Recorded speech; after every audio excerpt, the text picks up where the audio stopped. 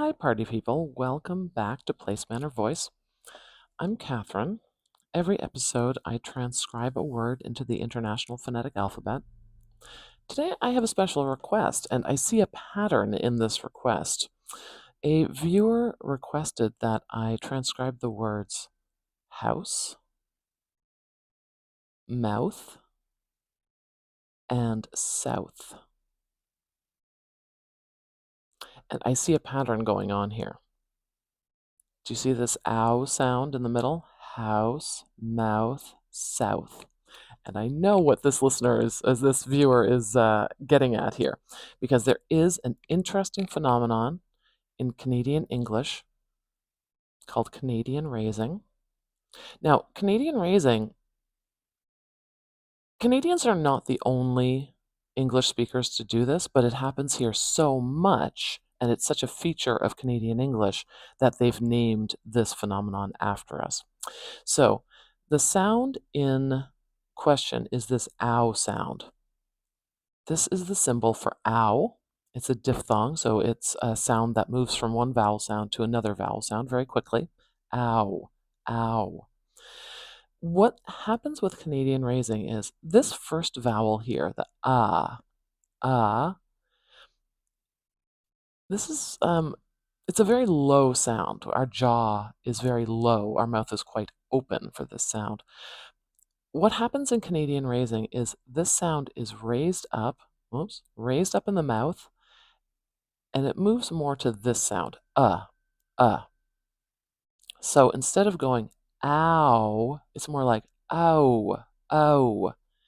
It's just a shorter journey from here to here. And while there is still a vowel glide, it's not as extreme a glide. So instead of house, mouth, south, you might hear it more like house, south, mouth. You hear that difference? This typically happens, now we're getting kind of technical here. This typically happens before voiceless consonants. Voiceless consonants. Now, a voiceless consonant is a speech sound, a consonant. Let's finish that word. A speech sound that has no vibration at the throat. So, for example, if we look at the s here in house, I'm not saying house, z, z. There's vibration at the throat.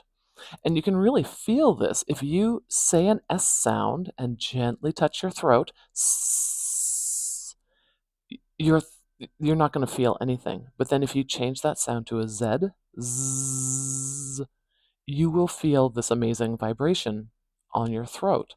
And this is the difference between voiceless and voiced, or voiceless and voiced, whichever way you want to write it. And there are a lot of these pairs of words in English, including this TH combination too. So we have th, it's a pretty quiet sound. Th, this is the symbol for the voiceless TH.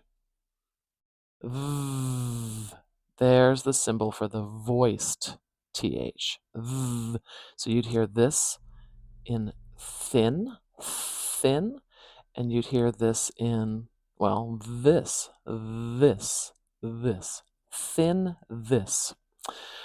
So if we look at, I'm going to transcribe these kind of quickly here. We have house,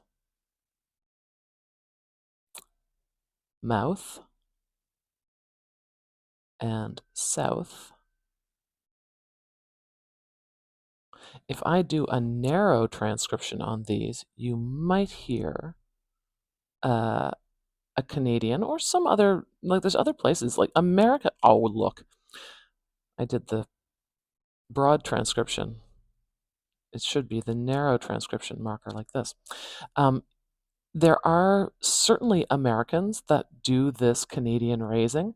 There are two vowels that are affected by the Canadian raising. This is one of them, and this is the one that most Americans will sometimes slide into. So we have house, mouth, and south. House, mouth, south, house, mouth, south. A little bit of a difference there. Okay, I can say more about Canadian raising on request. Um, it's one of my favorite subjects because it does require my students at the university where I teach to do some kind of close listening. And it's a little bit geographic and sociological. So I like talking about Canadian raising. Uh, I might include more information about Canadian raising in the future if you enjoy this subject. Okay, as always, feel free to leave comments if there's any word you'd like me to transcribe. Um, there was something else I was going to say too. Oh, yeah, can you subscribe? It's such an ego stroke. Thank you.